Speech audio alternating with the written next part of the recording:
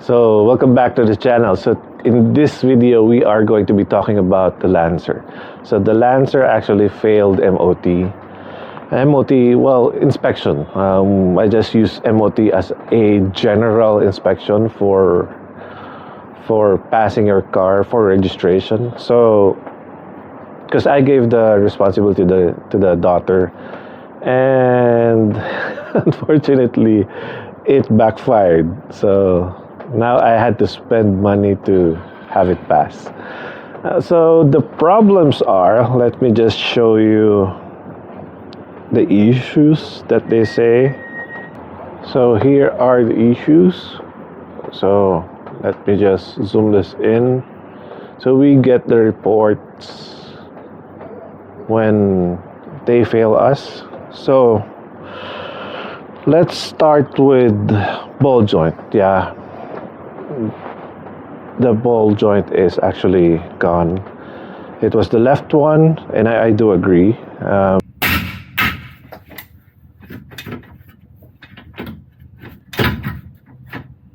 Tie rod ends, yes, so I bought them.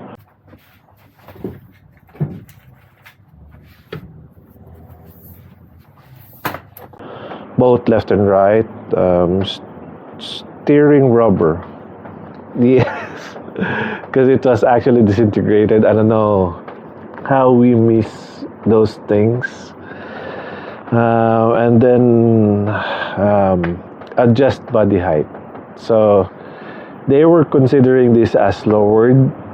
So my solution was, because this is 17s on 40s on 40 profile, I replace it with this.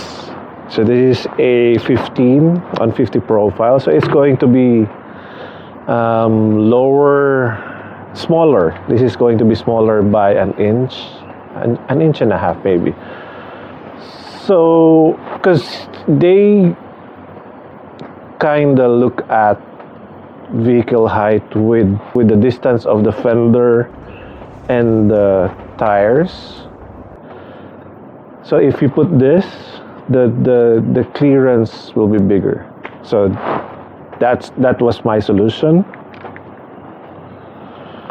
And what else? Gear oil leak. So there was a leak in the transmission.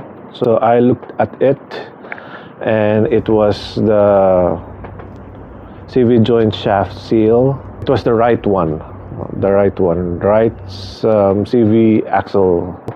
And then the torque converter shaft seal was also leaking a bit. So if you will look at the bell housing, there was a bit of a leak.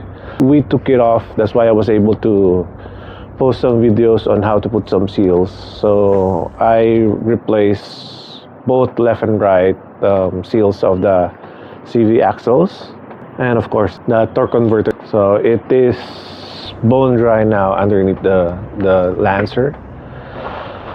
And this is one of the silly things.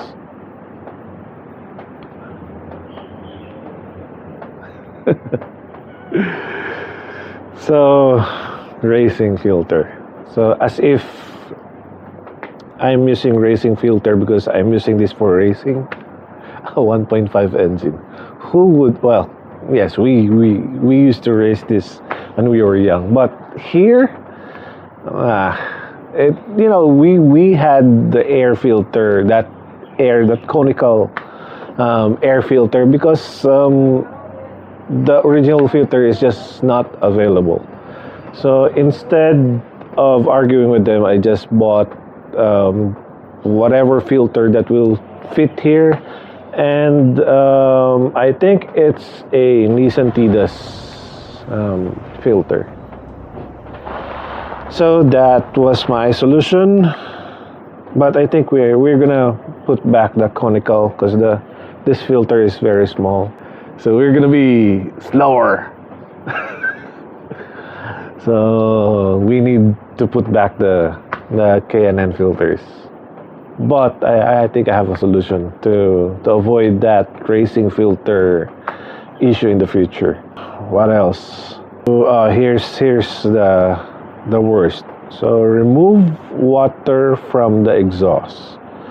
So my daughter brought the car around 11 in the evening, and it was a very foggy night, and the car hasn't been driven for maybe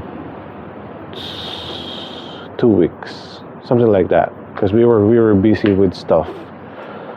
And of course, water will come out of the exhaust. So, but they failed it. So instead of arguing, well, I just drove it hard, and of course, it disappeared. I think their theory is that if there's water coming out of the exhaust, then it would be a cylinder head issue or whatever. It's very impossible that it's going to be a cylinder head issue, because even if it's a water jacket that went to the exhaust,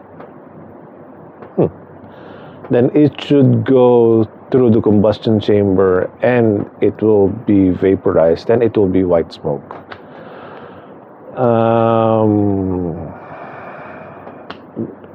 Even if it's coolant that went through the exhaust and it wasn't burned by the combustion chamber, it wouldn't go out of the tailpipe as water because of the catalytic converter.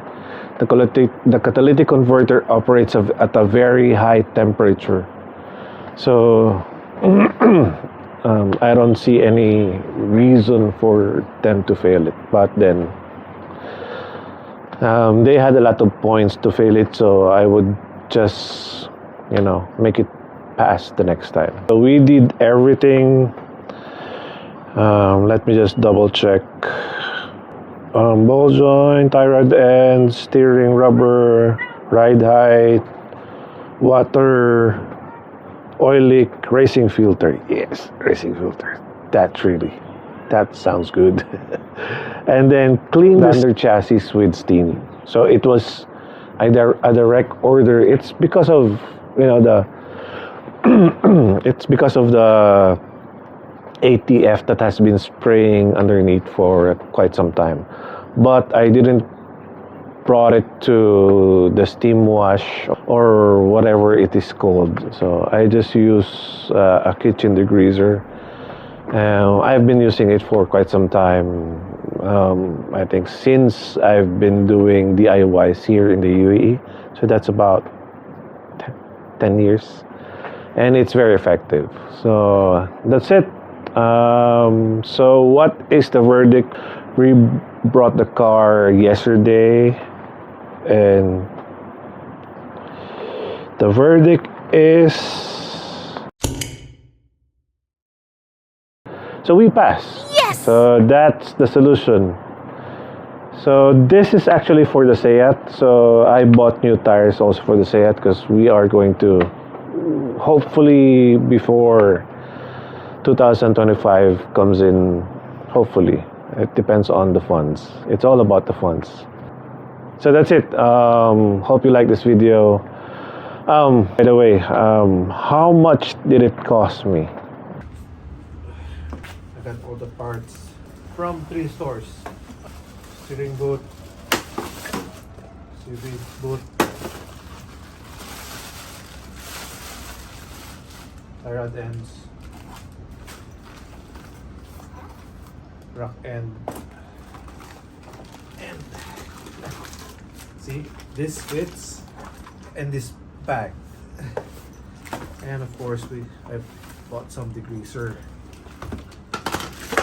and seals. And we've got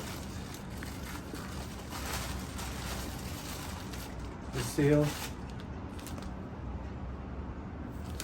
and then this one.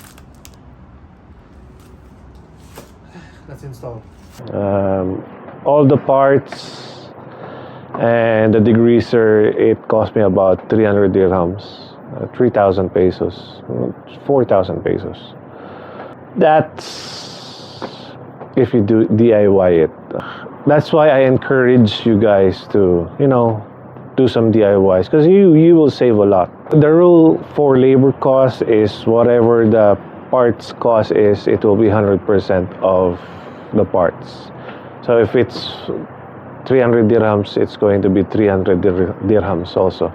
But it was a transmission job, so it will be much more expensive, because even though it's only a 60 dirham part, you still have to bring down the transmission, and it's a pain in the ass. Luckily, we were able to invest on a hoist, and it saved us a lot of pain lifting. We used to replace transmission with just bare muscles, and it is really difficult. So this hoist is really a good investment.